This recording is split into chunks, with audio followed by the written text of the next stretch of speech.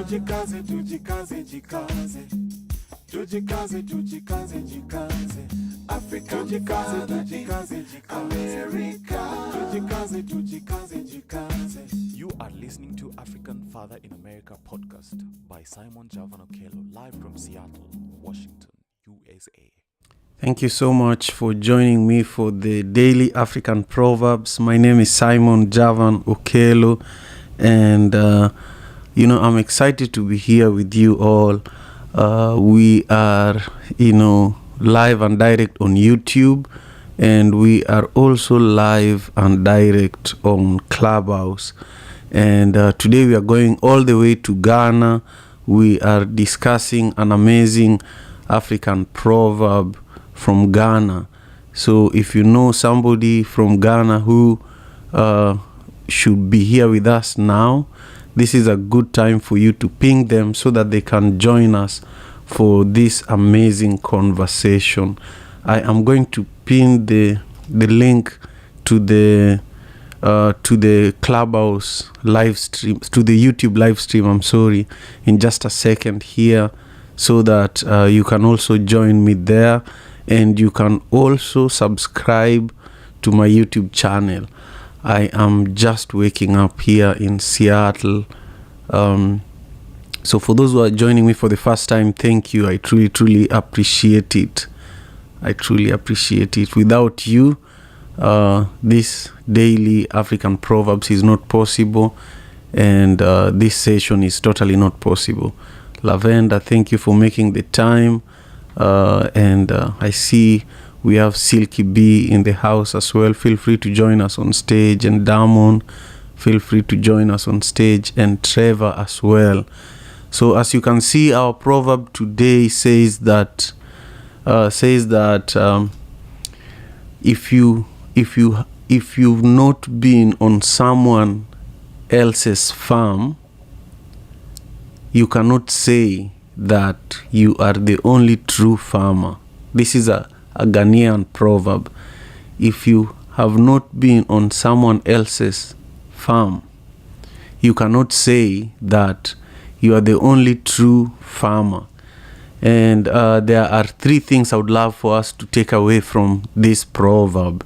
Three, maybe I'll add a fourth one, but three main lessons that I'm hoping that I wrote down before this session began, with hopes that you can take away after our conversation ends.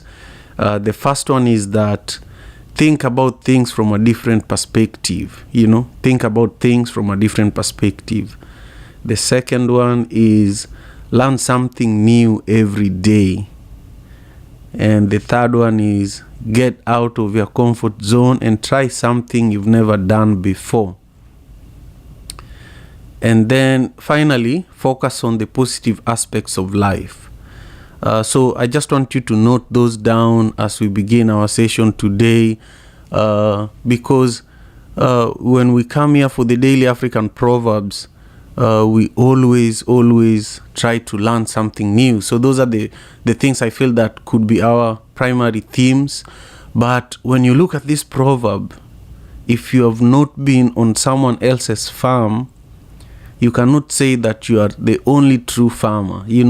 For me, I feel that I'm an actual farmer, both here in Seattle and also in Kenya, where I come from originally. I am involved with quite a few farming projects. And a lot of the time, when you're inside your garden, when you're inside your farm, you're walking around your plants, you're walking around your goats, your chickens, you feel so proud, you feel so great. And many times in that moment of feeling great, you think that, I'm the greatest farmer. And there's no other farmer that is as great as I am. But then if you walk into your neighbor's farm, you'd be so surprised. You'll find that there's maybe a farming method they're using that you've never tried before. You'd find that they plant more vegetables or crops than you do. And if you're courageous enough, you'd probably want to ask them how they've been able to do what they do, you know. So for me, this proverb is amazing because it reminds us to not just look at what we have and think that that's all that exists. You know, it's reminding us that we should get out of our comfort zone. You know, we should venture out of our own farms and go a little further. You know, try to look at what other farmers are doing, try to learn from other people, so that we can come back and enrich our own gardens, make our farms look great, and introduce other crops that we might have never tried, you know, and continue ensuring that our farms can thrive just based on our curiosity and our confidence and our courage to look further than our own gardens. So I want to start our conversation that way, and I just want to hear some of the amazing voices that are here with us, you know, today. I see Lavender and Bibi and Steve, and I also see T, the goddess, is also here with us, and Islam. Thank you for making the time. I want to encourage you to ping in 5 people to join us for today's conversation, and also I want to encourage you to you know, share the link to this room with people who are probably on Clubhouse, and also others who might be outside of Clubhouse. And the best way for you to ping people is to use the second button on the bottom of your screen on the left side. Once you tap that, you'll see invite people. The invite people allows you to bring people who are on Clubhouse. At the same time, you can also share this conversation, you know, with people who are on Clubhouse by maybe just typing what you're experiencing in this room at the moment. So I have just added the Ghanaian flag and shared the room there, and I encourage you all to do the same. So maybe I'll hear just briefly from you, Lavender. How are you doing? Where are you joining us from? And when you hear this proverb from Ghana, if you've not been on someone else's farm, you cannot say that you are the only true farmer. When you hear this, what comes to your mind? Share with us, please. Good day, everyone. This is Lavender. I'm from Kenya and in Kenya right now. So about the proverb, when I hear this proverb, it like the way I resonate with it, or it resonates with me, is when you are not in somebody's position or you're not in someone's shoe, you can't really know what's going on with them, or what they're going through in life. I don't know if I'm making sense. You're making total sense. You're making total sense. It's true. It's true. Many times, do you want to continue, or did you just want to me to confirm whether you're making sense? Oh, thank you. Done. Thank you. Wonderful, wonderful. Thank you again for making the time, Lavender. It means a lot. You know, this feels very intimate. This is like a little family gathering. So I'm just so excited. Bibi, how are you doing today? How is the family? And what are your perspectives on today's proverb from Ghana? Thank you, Simon. Sleep deprivation has started. So it's like I'm up all night, and morning time is usually when I sleep in. So it's like when I'm usually on Clubhouse, I'm in rooms where I just sit and just listen and not say anything. So it's like but I'll be quick, and my perspective is actually close to Lavender's. It's like, well, it's actually exactly the same, because when I first think of it, the first thing that comes to mind is if you haven't walked a day in somebody else's shoes, you can't really say that you know that person, or you think your life is better than theirs or worse than theirs. So it's like pretty much the same thing that Lavender was saying. So that was for that. But I also think about it with this proverb, it's kind of similar to what you were saying as well. So everything is all in sync today. So, and with that, I am complete. Wonderful. Thank you. Thank you very much, Bibi. Typically, I appreciate your contribution, by the way, Bibi. Typically, on Thursdays, we normally host Gogo Rutendo Ngara. And Gogo Rutendo is from Zimbabwe originally, but she lives in South Africa. But today she's actually here in the US, and she's very, very involved with indigenous African wisdom, and she's involved with a big network of indigenous leaders across the world. So today she was here in the US, in California, and she's on the way to Hawaii for one of her many engagements when it comes to indigenous wisdom. So that's why she's not here today. And this is especially to Bibi and maybe Steve, who have engaged with Gogo Rutendo Ngara in the past.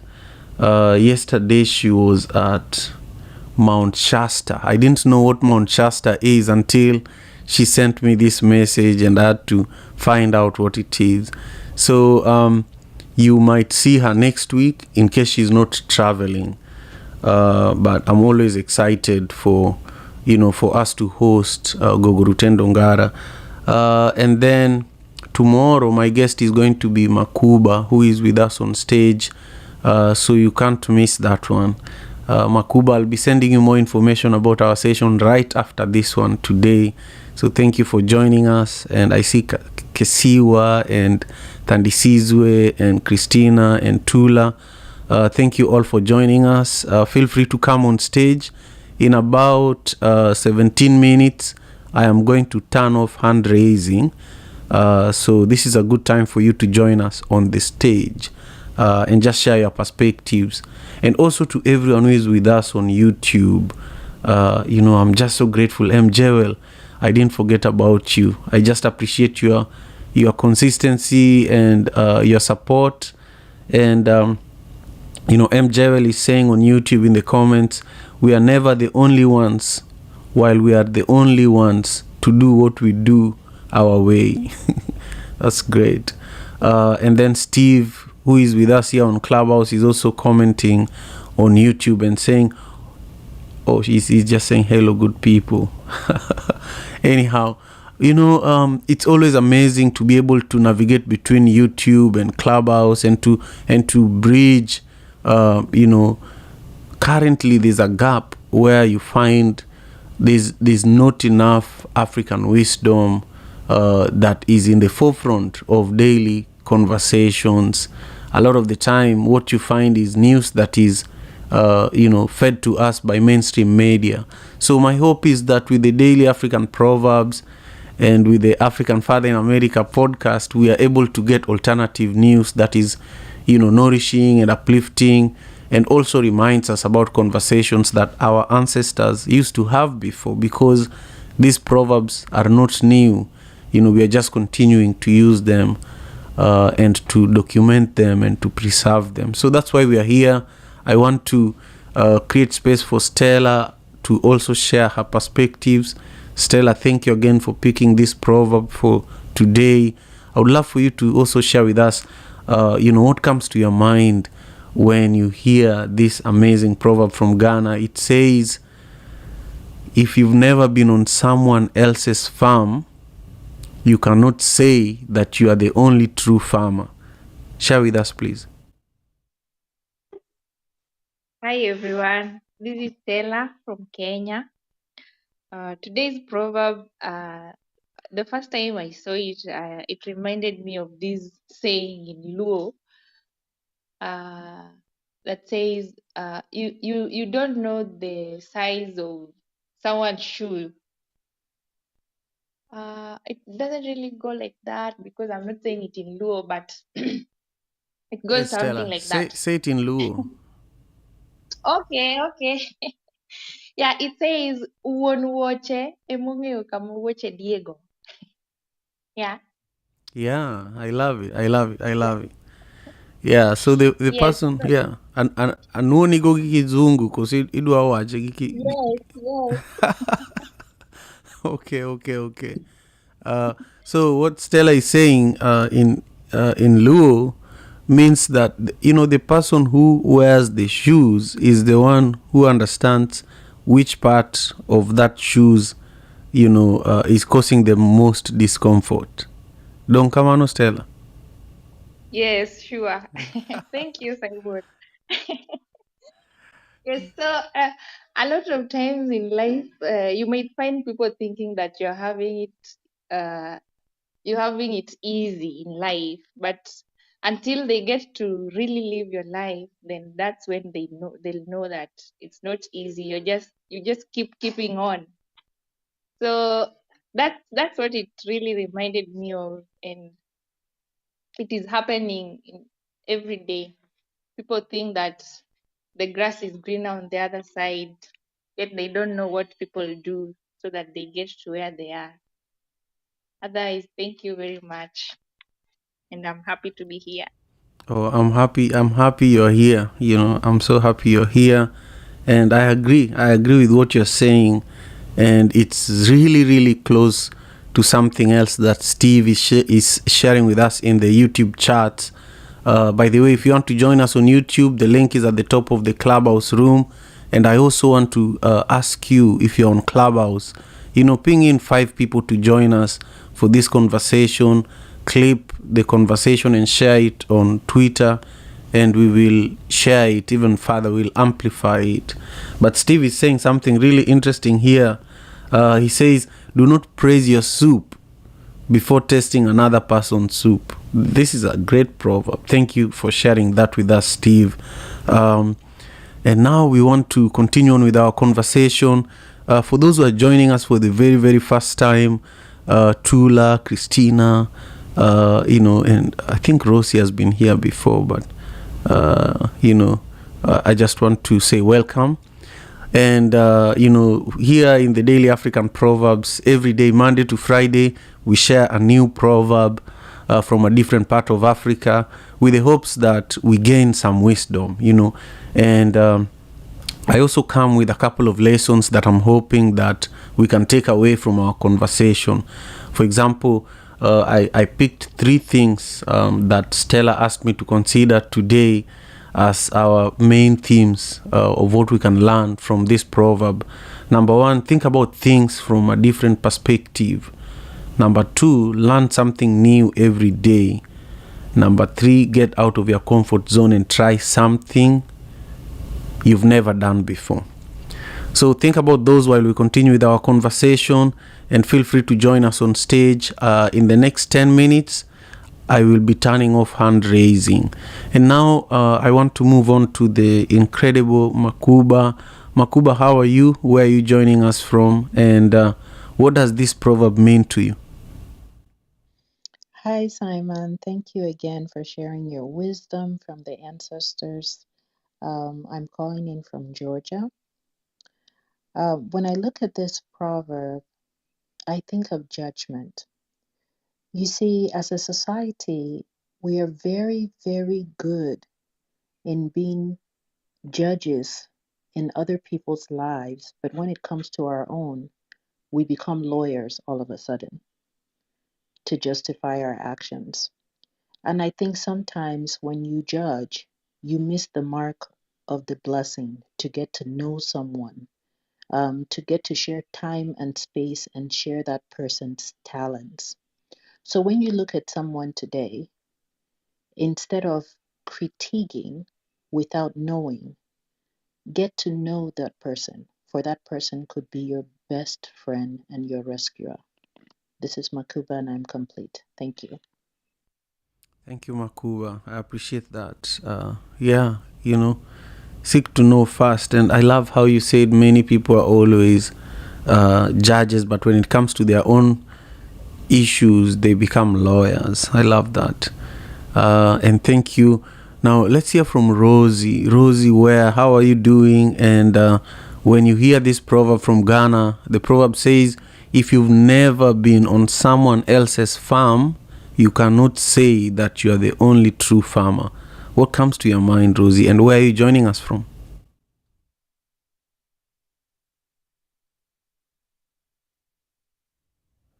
Okay, Rosie, in case you need help with where to unmute, it's at the bottom left corner of your screen. And we'll give you a moment so that you can share with us your perspectives. And also, if you're in the room and you haven't been with us on stage, nothing is perfect when it comes to interpreting proverbs. I remember growing up, I primarily had my mom use proverbs, and then I had a lot of elders in my community use proverbs, and they would let you figure out the meaning on your own, And Rosie, go ahead. I see that you're unmuted. Sure. So I am currently in Florida, but typically in California.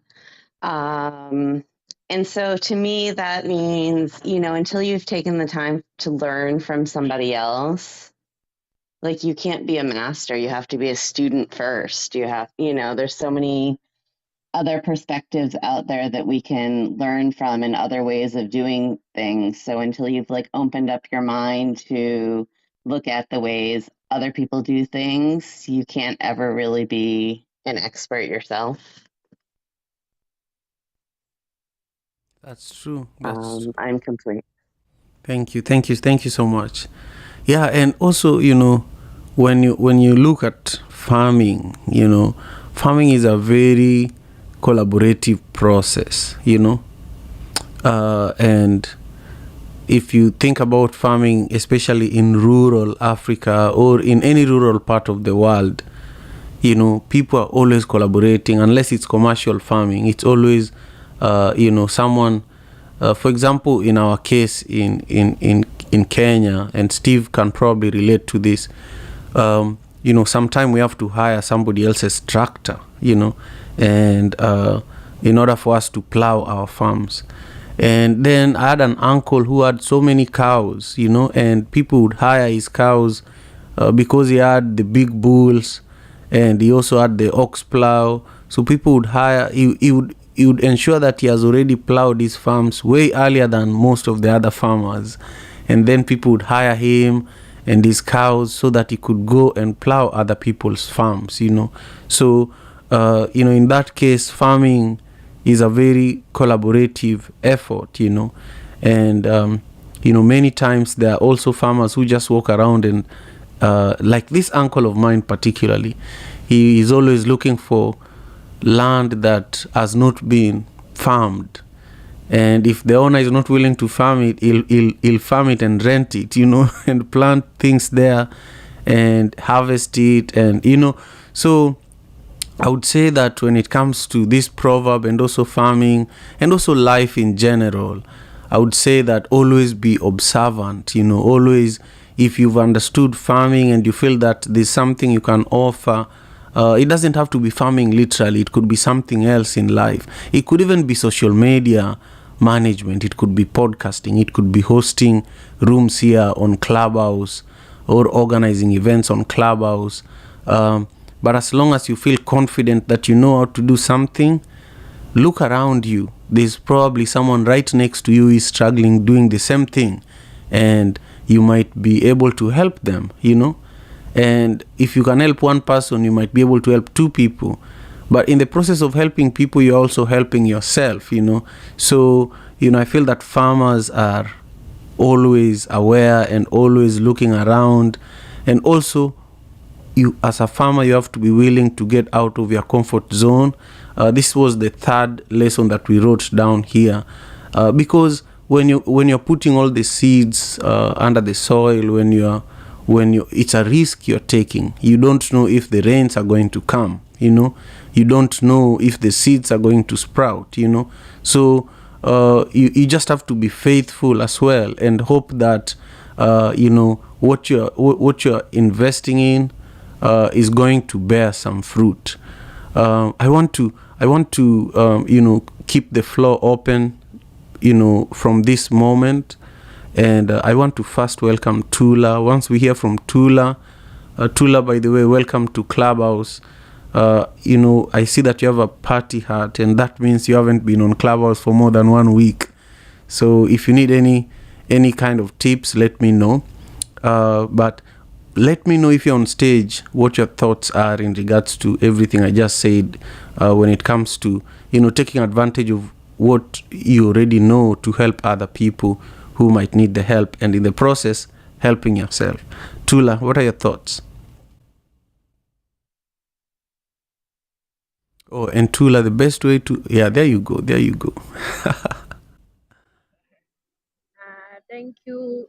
Thanks to Steve, because I've never been into Clubhouse. This is my first time. Maybe what I would love to say is it's right, because when you share your experiences, other people are able to learn, and you're able to sharpen your skills and whatever you have to others. It's always the best thing you can do. Thank you.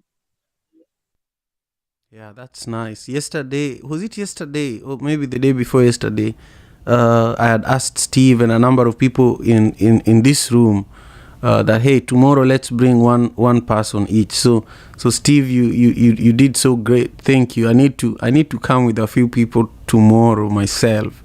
But I agree with what you're saying, Tula. I agree with what you're saying. And I want to keep the floor open. Anybody who is on the stage, you can just share your perspectives in regards to my last comments or Tula's comments, and also anyone who is in the audience, my brother Johnny, brother Arth, Kesiwa, Thandi Sizwe, and Steve. Feel free to join us on stage. The hand raising is still on, and anybody who wants to speak can join us on stage. But I just want to see if there are any further comments in regards to what I was just saying a moment ago.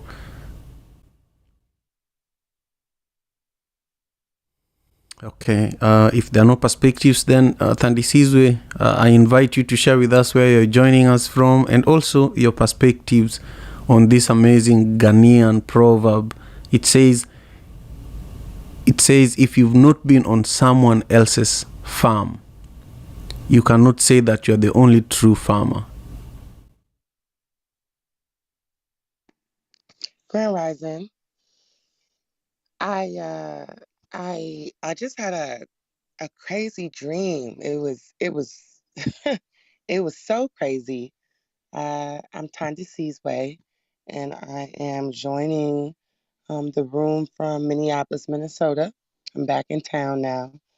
I know last time we spoke, I was in Auburn, New York, or maybe we were in Maryland. We were visiting some of Harriet Tubman's her home, where she ended up spending the last part of her life, and did a lot of work in Auburn, where she was born, in Cambridge, and some stops on the Underground Railroad. We were celebrating her birthday and her death anniversary. Her birthday is a little, back then, as far as records, they're not exactly sure what date it is, but they think both of those things took place in March. So that was really good. And I, it, so, and bear with me here a little bit. I'm kind of, I just had a really crazy dream.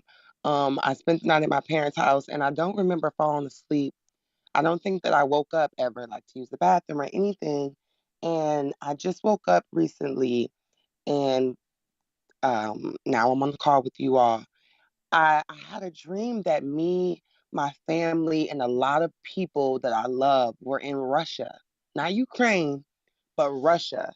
And I don't know what we were doing there, but my father, who's like our superhero, he's a genius, he's a scientist, he ended up coming to save us. And the last part of my dream, before I woke up, and I was just chatting with my mom a little bit, and I did a few things, and then I got on this call, was we were in the airport, there was crazy stuff going on, and we ended up getting like a ticket. We ended up getting some kind of ticket miraculously to come back to the United States, but we had to figure out what we were going to leave. We couldn't bring everything, and some stuff was still at a friend's house. The dream felt so real. Um, uh, it, what's been going on has been coming up in conversation lately. To be completely honest, I haven't been super well versed on what's happening right now because I am an empath.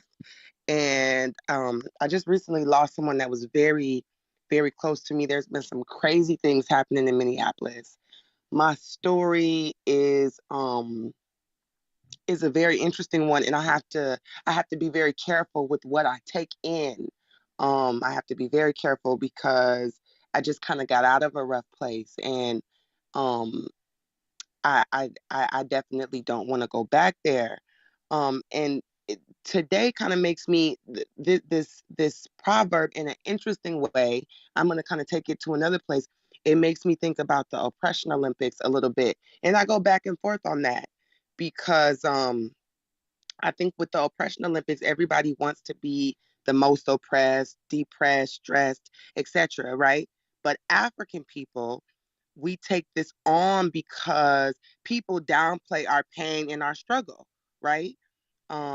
We haven't gotten our 40 acres and a mule. We are still being enslaved in so many ways, and so is everybody else, right? Um, when Whoopi said what she said about the Holocaust, everyone went crazy. And I have to really think about this dream. Um, and I'll have to continue to think about, my thoughts on the oppression Olympics. Um, I was literally scared in the dream. I was scared. Like I thought it was real, and I woke up feeling really weird. I still do. Um, I I I think that it just made me think, I'm very focused on African people and our struggle, and I've kind of gone back and forth my whole life with that. I was raised really Afrocentric, and then um, as a young teenager, there was a time where with my uncle who passed, where I was studying Marxism and classism. So um, more classism than Marxism.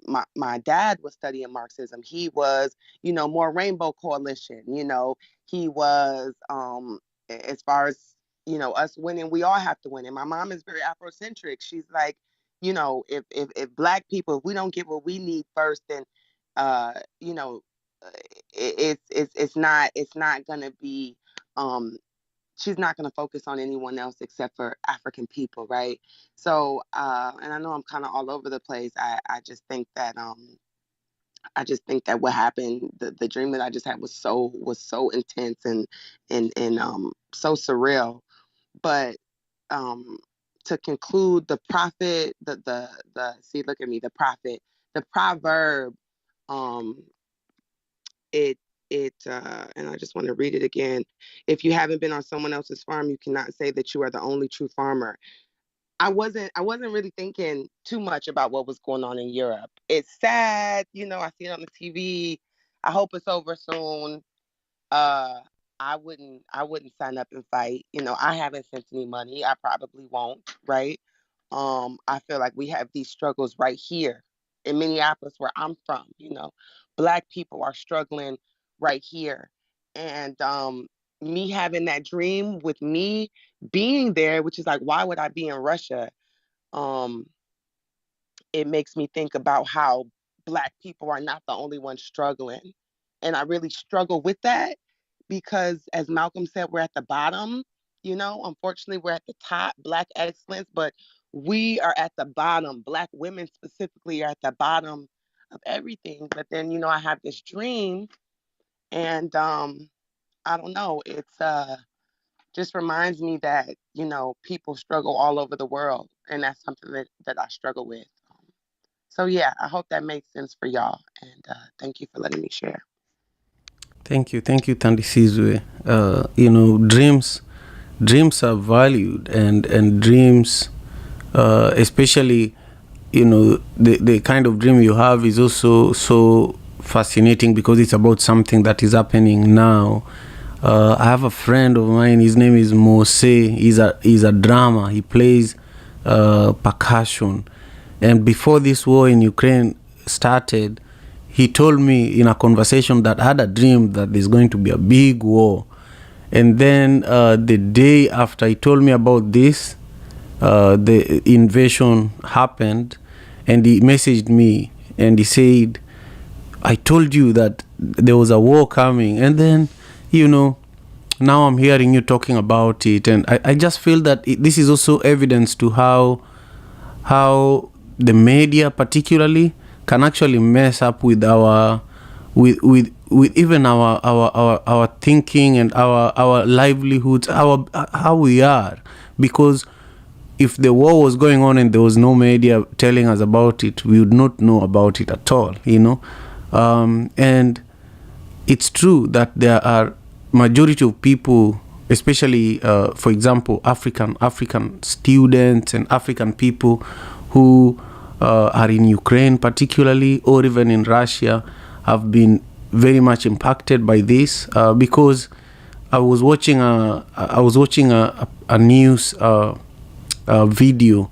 I'm researching for a show that I'll begin recording this Saturday, and I saw a story of a Kenyan girl, a Kenyan student who had escaped the war in Ukraine, and she was just talking of how she made it from Ukraine to Poland, and how she walked for days, and how the discrimination she had to go through.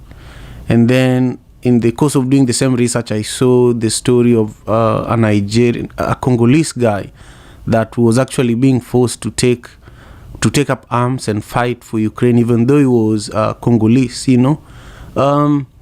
So I just you know, it's a tough situation, and I feel that the only thing we can do about what's going on in Russia is to speak up against it, and you know, and also to protect ourselves. Just, you know, you can sometimes you can only do something for yourself, you know, and I feel that just doing more self-care work on you, because there are things we can't change, is probably the most important thing you can do right now. Because what's going on in Ukraine, we might not be able to change it. What's going on in Russia, we might not be able to change it, but it's going to impact us a lot. So we should just brace ourselves for a complicated few years, and while we figure it out, you know, at the moment we just need to brace ourselves, do a lot of self-care, and be ready, you know, to live.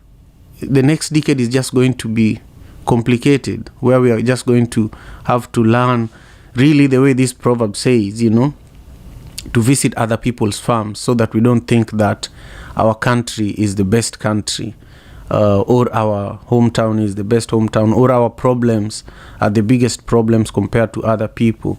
And it's true, there are challenges everywhere, but I think we just have to prioritize ourselves for a moment, while we try to see what else is out there. You know, even though you're exploring other people's farms, you must have your own farm first, you know.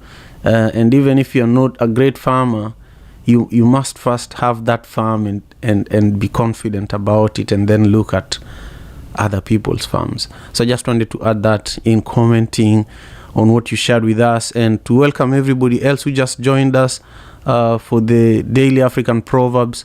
Today we are discussing a proverb from Ghana, and it says, if you've not been on someone else's farm, you cannot say that you are the only true farmer. And we are live streaming on YouTube and we are also here on Clubhouse. So I just want to invite Patty. Patty, how are you? And what are your thoughts when you hear this proverb? Good morning, Simon. Thanks for inviting me up. I was just listening to it. It makes me think about my work, because oftentimes I would be visiting certain different companies. You know a little bit about what I do, but I would visit other people's businesses. And the first thing they'll tell me when I arrive to the business is that nobody's doing it like I'm doing. I'm doing it better. I'm the best. All those kinds of self accolades. And I have to be the bearer of bad news and tell them I was just in the building next door and they're doing exactly what you're doing. And the point being, everybody's got their head down and they're taking care of their own business, and thinking that they are doing it the best, and nobody's doing it, but they've never gone outside the door or gone into someone else's business to see what they're comparing it to. And in the cannabis space for years, you don't visit people's farms. People don't know where you live. They don't know where your building is. You're not invited. Things have changed a lot in my world. People are invited. We talk about SOPs. We talk about training. We talk about all kinds of things in genetics. So, I mean, maybe that's a little off topic, Simon, but that was the first thing I thought of, because people live in their own little bubble. And in doing so, I think we not only jeopardize our own capabilities, but we're not participating in other people around us. And I heard the young woman mention something, we all have problems, and it's hard to, I feel horrible about the people in Ukraine. I'm sick to my stomach. I watch all this stuff like everybody else is watching, and I feel helpless. And like you said, I drive through poverty every day to my office, poverty like I've never seen, and they need help too. When does it stop? How do we help everybody, and take care of ourselves at the same time? I don't know, Simon. That's why I came in. I need a little, attitude adjustment this morning so that, I can do the best I can for the people that are depending on me today. So I'm just grateful I get to listen to you talk. You're starting my day off on the right foot. Oh, thank you, Patty. And, it's amazing what you said, though, because you visit many people's farms, and that's part of how we connected. I love what you do, and I also love the cannabis industry because it's a mystic industry. Even in Kenya, where cannabis is completely illegal, the few cannabis farmers who know each other, they always think that they're the best, until someone tells them that, what you're producing is not the best. Have you tried what is from this other person? Then but even here in Seattle, cannabis is legal, and there are, marijuana stores everywhere. But even interviewing a farmer, you can't find them. But you always see it in the advertisements. This is from this farm, and this is why it's the best. This is from this farm, and this is what it does for you. So I feel that we are living in a time where even if we look at now countries, if we take this proverb into the context of countries, Russia is now, scaring everybody, and everybody is now unleashing a list of all the mass destruction weapons that they have. Germany is just investing massively in their military, and so it's clear that Russia as a farmer is now waking up all the other farmers, and everybody is unleashing the best of the terrible crops that they have in their garden that nobody actually normally knows about.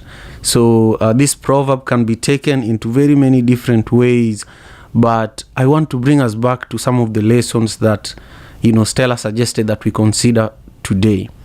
Number one, think about things from a different perspective.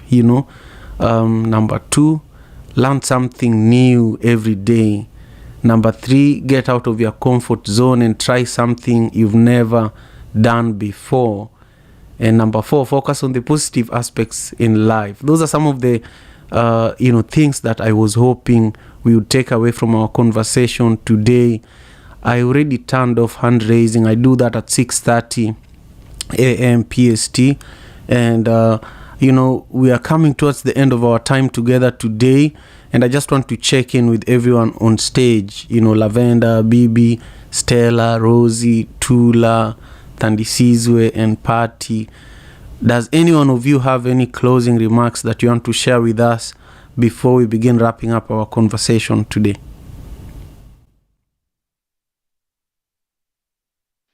Well, Simon, I'll chime in real quick, and I'll be real quick. I was listening to the things that you said Stella had wanted us to take away, and I think getting out of my comfort zone has been the most powerful thing that I've been able to do. I do try to do something different every day. I try to do something every day that I really don't want to do, quite honestly. But I just moved to a whole nother country that I don't speak the language, and I'm very much out of my comfort zone right now. I know my business, but I'm in a new culture. And this was the most exciting thing I've ever done. And I'm 60 years old. And to be able to start this new chapter, I just wanted to put the energy out there that if I can do this, that anybody can do it. And again, Simon, I'm grateful for the opportunity to always get to listen to you speak. It feeds my soul. So I hope everybody has a wonderful day. I'm off to go slay some dragons. And now I'll be able to do a better job, Simon, thanks to you. Well, thank you. Thank you so much. I appreciate it. And I'll follow up with you, where we left our conversation. I think Steve is here too, so we will all follow great. up. Yeah, I think you're more settled now, so we can follow up from where we left. Yep, and exactly. And when we're thinking, Simon, too, I did make another introduction to a guy in Uganda and another one in Namibia that I wanted to talk to you about as well. So we'll have a little more robust conversation next time we get on the phone. Wonderful. Thank you very much. And Lavender, I think you had something to say. Bibi also has something to say. So should we go Lavender and then Bibi? Okay, thank you, Simon. Patty, you look amazing. If there's you on this photo, you look amazing. And then I also got drawn to today's topic, how to get out of your comfort zone.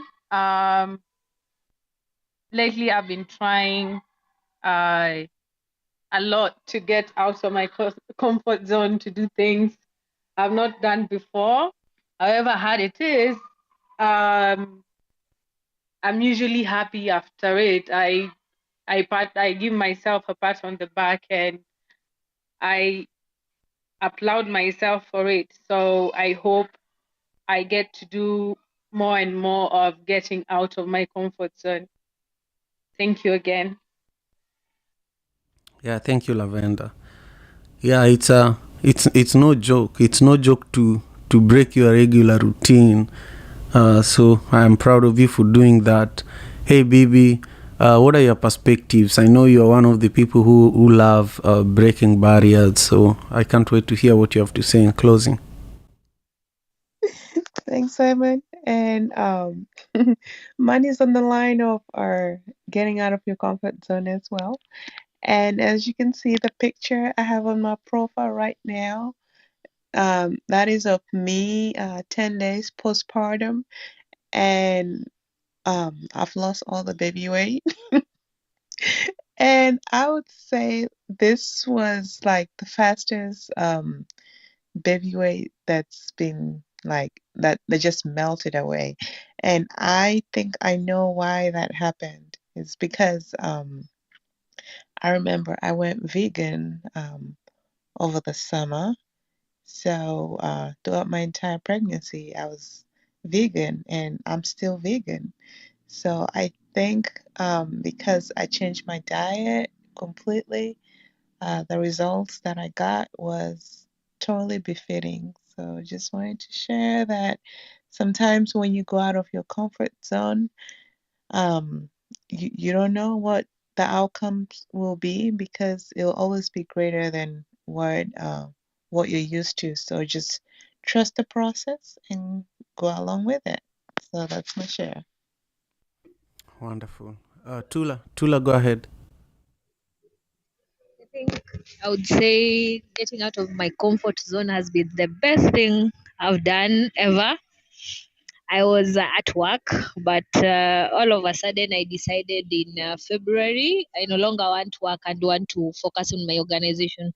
So I've always been in the comfort zone. But something funny I've learned afterwards is I've never used Canva, but I make the best design currently for most of our designs in the organization. We are having a fundraising which I've walked to organizations I've never thought I can walk to and ask for cash or in kind, and they're willing and ready to support. So I've been asking myself, what have I been doing? That means me leaving work has made me leave the comfort zone I was in and feel like I need to do something extra. Thank you. Yeah, I can relate to that a lot. Thandisizwe, go ahead, please. BB, that's so good that weight melted off you. That plant-based diet is for sure a great option for that. I just thought about something else as we've been on the call. In my dream, with dreams, sometimes you don't remember everything. I'm gonna journal about this one. I can't believe it. Okay, I can't believe that I just had that dream. Thandisizwe, the other thing is that it's also recorded here, so you can listen to it. Come on, okay. Talk. I do the replays often because I have my culinary training on Monday and Wednesday, so that's why y'all don't see me. So I go back and listen often. So I definitely will check it out. But like once we get off this call, I need to sit with that and journal just because there was so much going on and I don't want to forget anything. But I just remembered.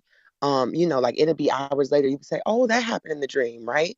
I just remembered that because I was with a lot of people. It wasn't just me and my mom. It was just people that I loved, like at least 30 people.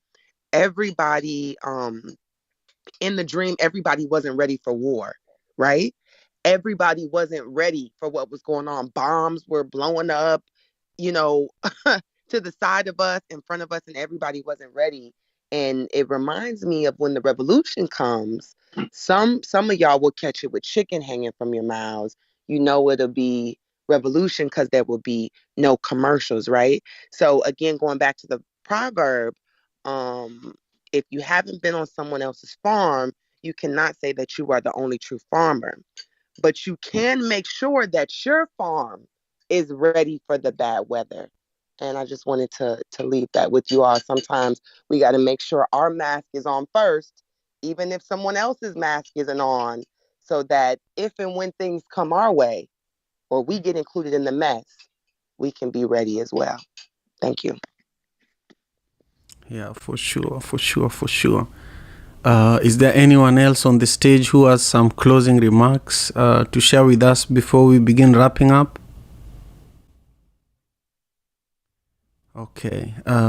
First, before we close our session, I just want to thank you all, especially those who didn't come on stage. Khali, CJ, Mo, Fred, Laron, Lisa, Jerry, Chelsea, Kesiwa, Johnny, Brother, and Steve. Thank you so much for spending your time with us today. And also to all the contributors who spoke today, Patty, Thandisizwe, Tula, Rosie, Stella, Bibi, Lavender, thank you again so much. Tula, so much of what you said I can relate to because, I grew up working for myself. I grew up working to support my mom's businesses, and I was never really employed until I moved to the US. And in the US, you can't just start your business as an African immigrant in the first few years of your time here. You have to, similar to what Patty is going through, you have to understand the landscape, and you have to build a community. You have to visit other people's farms, even though there are so many doctors from Africa, or even bankers that move to the US thinking that they're going to be bankers or doctors or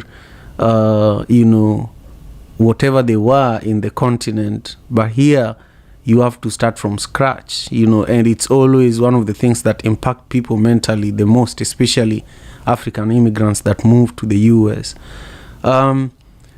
So Tula, I'm proud of you, and keep doing what you're doing. I encourage you to just keep pushing. Don't be afraid to knock on any doors. And then to everybody else, I want to encourage you to follow the African Father in America. This is the club. If you look at the top of the room, there's that green house. Click that and follow that. And also nominate about 5 people to join the club as well. And then if you haven't subscribed to my YouTube channel, the link to do that is right at the top of the room. And if you click it, you'll see my face. I'm live streaming right now. But this conversation is also available on iTunes and Spotify and all your favorite podcasting platforms. So right after this room ends in about 3 minutes, you can catch this conversation in those other platforms. And tomorrow our guest is going to be Makuba Masango, who is originally from Cameroon, and she's here in California doing amazing work, that you will learn about tomorrow. So with that, last thing, I want you all to check out Rooted in Love. Rooted in Love is my first book. It's an amazing coffee table book with stories and an essay that actually really aligns with today's proverb. If you want to take a look at it, go to the link tree on my Instagram or Twitter, and it's the first item on that drop down menu, and grab a copy. If you want a signed copy, you can send me a DM on Instagram or a back channel message here on Clubhouse, and I will be able to sign it and ship it to you, primarily if you're in the US, and I'm planning to send a few copies to Kenya sometime next week as well. With that, I am really, really grateful, and I will be seeing you all tomorrow. Thank you so much. African Father in America. Tujikaze, tujikaze, jikaze. Tujikaze, tujikaze, jikaze. African Father in America. Tujikaze, tujikaze, jikaze. You are listening to African Father in America podcast by Simon Javan Okelo, live from Seattle, Washington.